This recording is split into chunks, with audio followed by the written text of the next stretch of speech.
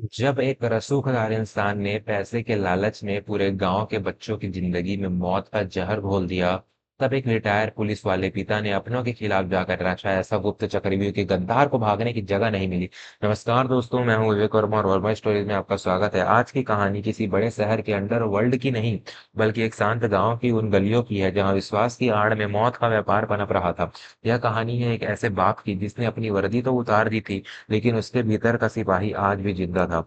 जब उसे पता चला कि उसके अपने ही घर की दहलीज पर अधर्म के पैर पड़ चुके हैं, तो उसने अपनी ममता को किनारे रखकर धर्म को चुना। उत्तर प्रदेश के प्रतापगढ़ जिले के एक छोटे से गांव अमृतपुर में विश्वनाथ प्रताप का बहुत सम्मान था। विश्वनाथ जी पुलिस विभाग से सब इंस्पेक्टर के पद से रिटायर हुए थे। उनकी ईमानदारी के किस्से आज भी महकमे में सुनाए जाते थे। गांव में उनका एक बड़ा सा पुश्तैनी मकान था, जहां वो अपनी पत्नी अन्नपूर्णा, अपने छोटे बेटे अभिमन्यु और बहू गायत्री के साथ रहते थे। विश्वनाथ जी का बड़ा भाई, जो अब इस दुनिया में नहीं था, उसका बेटा गजेंद्र भी इसी घर के एक हिस्से में रहता था। गजेंद्र शहर में अपना कोई बड़ा कारोबार बताता था। वह गांव में बहुत कम आता, लेकिन जब भी आता बड़ी महंगी गाड़ियों में आता और गांव के नौजवानों को बड़े-बड़े सपने दिखाता। विश्वनाथ जी को शुरू से ही गजेंद्र के चकाचौंध पर संदेह था, लेकिन परिवार की शांति के लिए वह अक्सर चुप रहते थे। अमृतपुर कभी अपनी खुशहाली के लिए जाना जाता था, लेकिन पिछले 2 सालों से गाँव की हवा बदल गई थी। गाँव के हट्टे-कट्टे नौजवान अचानक सुस्त पड़ने लगे थे, कई घरों के चिराग बुझ रहे थे।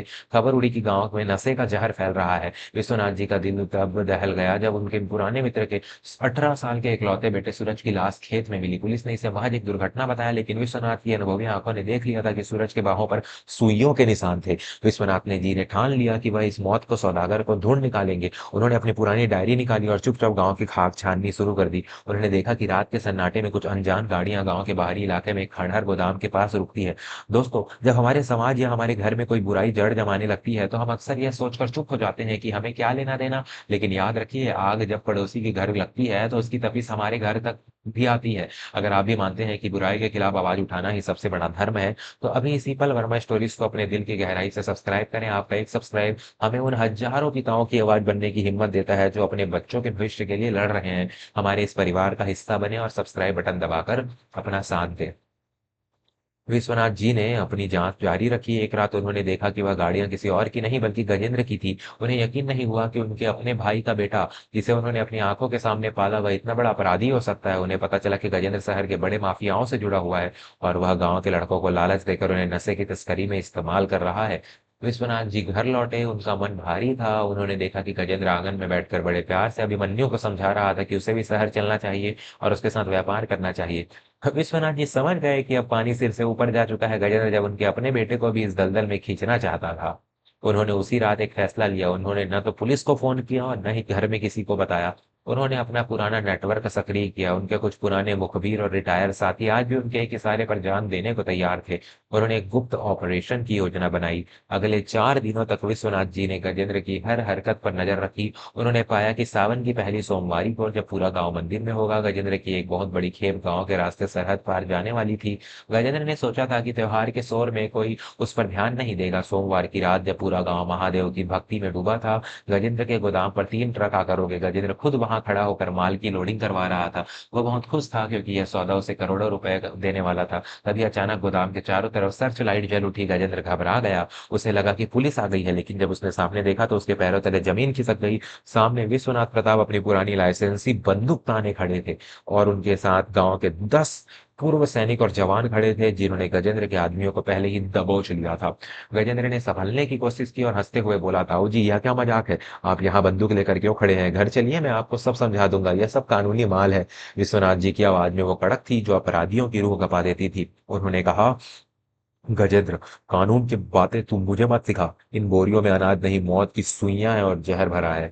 मैंने अपनी आंखों से तुझे इस मौत के व्यापार का हिस्सा करते देखा है। तूने सोचा था कि सावन की रात तुझे कोई नहीं देखेगा, तो भूल गया कि महादेव की तीसरी आंख हमेशा खुली रहती है। गजेंद्र ने अपने पास छिपी पिस्तौल निकालने की कोशिश की, लेकिन तभी अभिमन्यु पीछे से आया और उसने गजेंद्र का हाथ मड़ोड़ दिया। अभिमन्यु की आंखों में गुस्सा और नफरत थी। उसने कहा, भाई, मुझे शर्म आती है कि मैंने आपके साथ एक ही थाली में खाना खाया। पिताजी ने मुझे सब बता दिया था और आज मैंने अपनी आंखों से आपकी हकीकत देख ली। दोस्तों, जब एक परिवार को पता चलता है कि उनके बीच ही एक भेड़िया छिपा है, तो जो दर्द होता है उसे शब्दों में नहीं पिरोया जा सकता। विश्वनाथ जी ने जो साहस दिखाया, वह हम सब के लिए एक सीख है। अगर आप इस कहानी के रोमांच और जज्बात को महसूस कर पा रहे हैं, तो कृपया वर्मा स्टोरीज को अभी सब्सक्राइब करें। आपका एक सब्सक्राइब हमें यह विश्वास दिलाता है कि सच्चाई की लड़ाई में हम अकेले नहीं हैं। सब्सक्राइब बटन दबाइए और वर्मा स्टोरीज की इस मजबूत कारवां का हिस्सा बनिए। गजेंद्र अब गिड़गिड़ाने लगा। वह बोला, ताऊ जी, मुझे माफ कर दीजिए, मैं लालच में अंधा हो गया था, मैं सब छोड़ दूंगा। पुलिस को मत बुलाइए, हमारे खानदान की इज्जत मिट्टी में मिल जाएगी। विश्वनाथ जी ने एक कड़ा ठहाका लगाया। उन्होंने कहा, खानदान की इज्जत तो तूने उसी दिन बेच दी थी जब तूने गांव के पहले बच्चे को वो जहरा इंजेक्शन दिया था। जिन घरों के चिराग तूने बुझाए उनकी इज्जत का क्या? सूरज की माँ के आंसुओं की कीमत क्या है? पुलिस तो आएगी गजेंद्र, लेकिन आज तुझे गिरफ्तार वो पुलिस नहीं करेगी जिसे तूने खरीद रखा है, बल्कि आज तुझे इंसाफ के हवाले मैं करूंगा। विश्वनाथ जी ने पहले ही शहर के आईजी को, जो उनके पुराने शागिर्द थे, सारी पुख्ता जानकारी और सबूत भेज दिए थे। उन्हें ही कुछ ही मिनटों में पुलिस की गाड़ियां सायरन बजाती हुई वहां पहुंच गई। गजेंद्र और उसके पूरे गिरोह को रंगे हाथों गिरफ्तार कर लिया गया। वह पूरे इलाके का सबसे बड़ा नार्को सिंडिकेट नशे का गिरोह था। इसे एक रिटायर्ड सिपाही ने मिट्टी में मिला दिया था। जब गजेंद्र को पुलिस ले जा रही थी तो पूरे गांव के लोग इकट्ठा हो गए। लोगों ने देखा कि कैसे विश्वनाथ जी ने अपने ही भतीजे को कानून के हवाले किया। अन्नपूर्णा और गायत्री भी वहां पहुंच चुकी थी। अन्नपूर्णा की आंखों में आंसू थे, लेकिन उसका सिर गर्व से ऊंचा था। अगले दिन अखबारों में सुर्खी थी, एक रिटायर्ड सब इंस्पेक्टर का सबसे बड़ा गुप्त ऑपरेशन। गांव के हर घर में विश्वनाथ जी की बहादुरी की चर्चा थी। लेकिन विश्वनाथ जी उस दिन चुपचाप गांव के शमशान घाट गए और सूरज की समाधि पर एक फूल चढ़ाया। उनकी आंखों से एक आंसू टपका।